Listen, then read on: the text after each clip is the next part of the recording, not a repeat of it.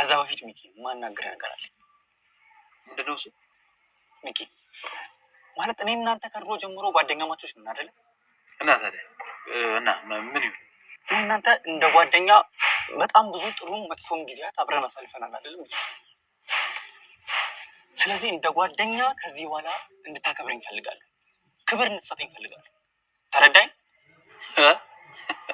ከዚህ በላይ እንዲከብር ልስጠባክ ትሰማለህ? ተከስታ ይኸውልህ እኔ እናንተ በክብር አብረን የምንመጣጠን አይነት ሰዎች አይደለም። እኔ ሃይ ክላስ፣ አንተ ደግሞ እኔ በምጥልልህ ተራ ፍርፋሪ የምትኖር ሎው ክላስ። ስለዚህ እኔ እናንተ ለጓደኝነት የምንመጣጠን አይነት ሰዎች አይደለንም እያልኩ ነው። ሚኪ ይህንን ሀብት እኮ ያፈራኸው እኔም አግዤ እኔም ተረዳ ነበር። እና ታዲያ ይህን የማይሞላ ከርስን ስጠቀጥቅ የኖርኩት ለዛ ብዬ አይደል? ሰማኛለህ ተከስተ፣ የምጥልልህን ፍርፋሪ አርፈህ እየበላ ብትኖር ይሻላል። እሺ ጥፋውን ከፍቴ ተነስ፣ ጥፋ።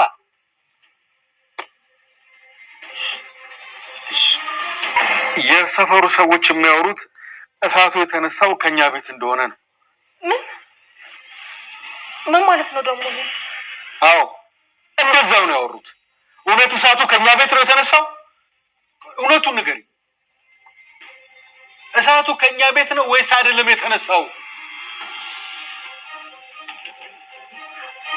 ቆይ ለምን ዝም ብለሽ ታለቅሻለሽ? ንገሪኝ እንጂ እሳቱ ከኛ ቤት ነው ወይስ አይደለም የተነሳው? ማን ነው እሱ? ከባድ እንግዳ አስገባ። ምክንያቱም በጣም የናፈቀሽ ሰው ማን ነው? እኛ ከምናውቀው ብሩኬ ነው በጣም የናፈቀኝ።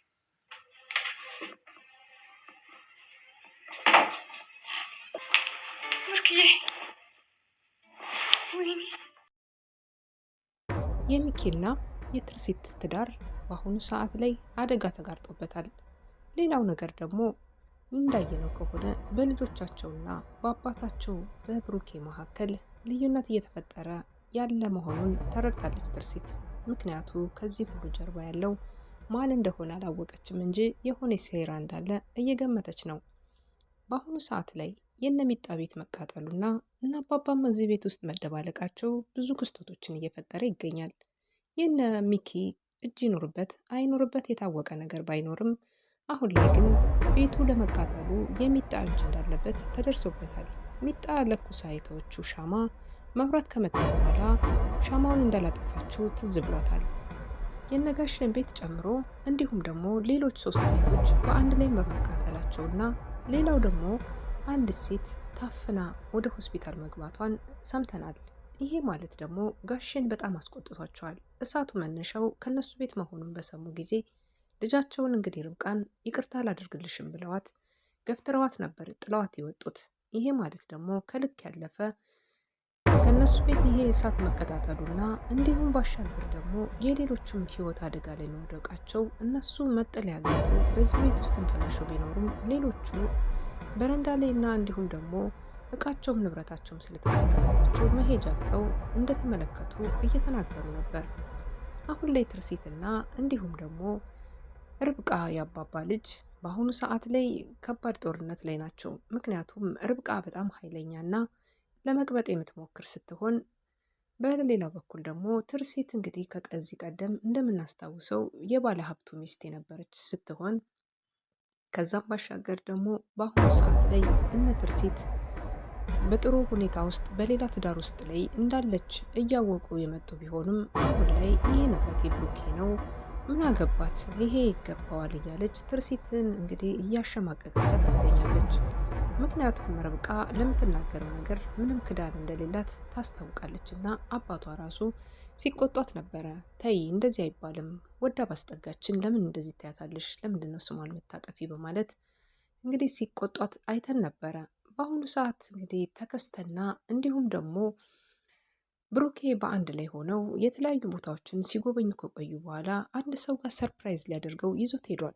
እቺ ሰርፕራይዝ የተደረገችው ጓደኛው ከዚህ ቀደም እንግዲህ እንደምናውቀው ብሩኬ ሀብት በነበረው ሰዓት ላይ ለዚች ልጅ አካፍቶላት እንደነበረና ከዛም ባሻገር ደግሞ ለተከስተም ብዙ ነገሮች እንዳደረገለት ሁሉን ነገር እየተናገረ ነበር። ነበር።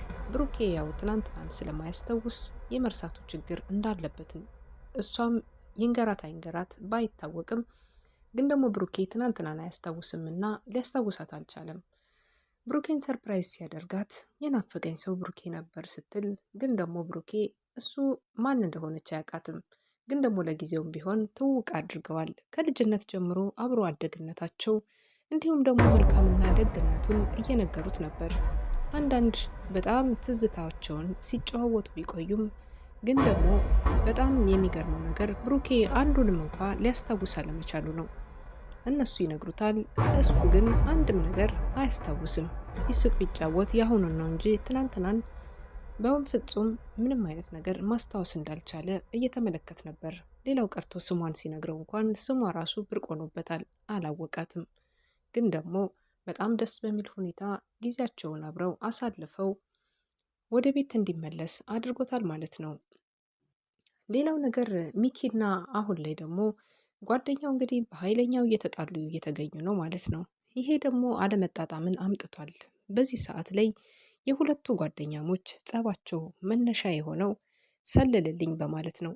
ስለላው እንግዲህ በትርሲትና በብሩኬ መካከል ቤት ውስጥ ባለው ጉዳይ ስለላውን እንዲያካሂድለት ቢጠይቀውም አሁን ላይ ግን ይሄ ስለላ ዋጋ የሚያስከፍል ወይም ደግሞ በግልምጫና በስድብ እንዲሁም ደግሞ ሞራሉንና ሰብአዊ መብቱን የሚጥስበት በመሆኑ ይሄንን ከዚህ በኋላ ብዙ ነገር እንድታደርግልኝ ፈልጋለሁኝ። ምክንያቱም ደግሞ በተለይ ክብሬን ጠብቅልኝ፣ ውስጣዊ ሞራሌን አትረማመድበት በማለት እሱን ያለውን ነገር እንዲከባበርና ጓደኝነታቸው የጠለቀና የቆየ ቢሆንም አሁን ላይ መከባበራቸው የበለጠ እንዲጎረብት ቢነግረውም እሱ ማንነቱን ትናንትና የእሱን ፍርፋሪ እየበላ የማይሞላ ከርስህን ስተቀጥቅ ይሄው አሁን እዚህ ደርሰናል በማለት እንግዲህ ሲያስቀይመው አይተናል ማለት ነው። እንግዲህ ቾምቤና ተከስተ ልዩነታቸውን እያየን ነበረ።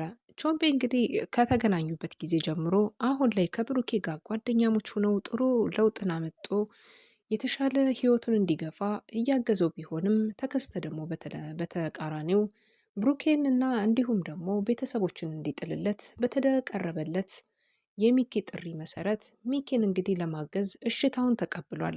ምክንያቱም ከመጀመሪያ ጀምሮ የብሩኬን ለማጥፋት ሲያሴሩ የነበሩ ሁለቱም ጓደኛሞች ሚኪና ተከስተ በዚህ ሰዓት ላይ ጸብ የጀመሩ ይመስላሉ። ተከስተ በጣም ከፍቶታል። በተለይ ደግሞ በሰብአዊ መብቱ ላይ እየተረማመደበት በሚናገረው ንግግር መጥፎ ቃላቶች በሚጥልበት እና በንቀቱ በጣም ግራ የተጋባው ተከስተ እንግዲህ ሚኪን እንከባበር፣ ጓደኛሞች ነን፣ ብዙ ነገር ለፍተናል፣ ደክመናል፣ እዚህ ለመድረስ ብዙ ዋጋ ከፍለናል። አሁን በኋላ ግን እንደዚህ አይነት ነገሮች እንድታደርግ አልፈልግም፣ አክብረኝ በማለት በጠየቀው ጥያቄ መሰረት ውድቅ አድርጎበታል። ሚኪም በበኩሉ ሲመልስለት እኔ ሃይ ፕላስ ነኝ፣ አንተ ደግሞ ዜሮ ነህ በማለት እንግዲህ ሲናገረው ነበር። ይሄ ማለት እጅግ በጣም ጎድቶታል። ትናንትና እንግዲህ አስጸያፊ ስራዎች፣ መጥፎ ስራዎችን አብሮት ሲሰራ ሲያሰራው የኖረው ከዚህ በኋላ ምን ሊወስን ይችላል?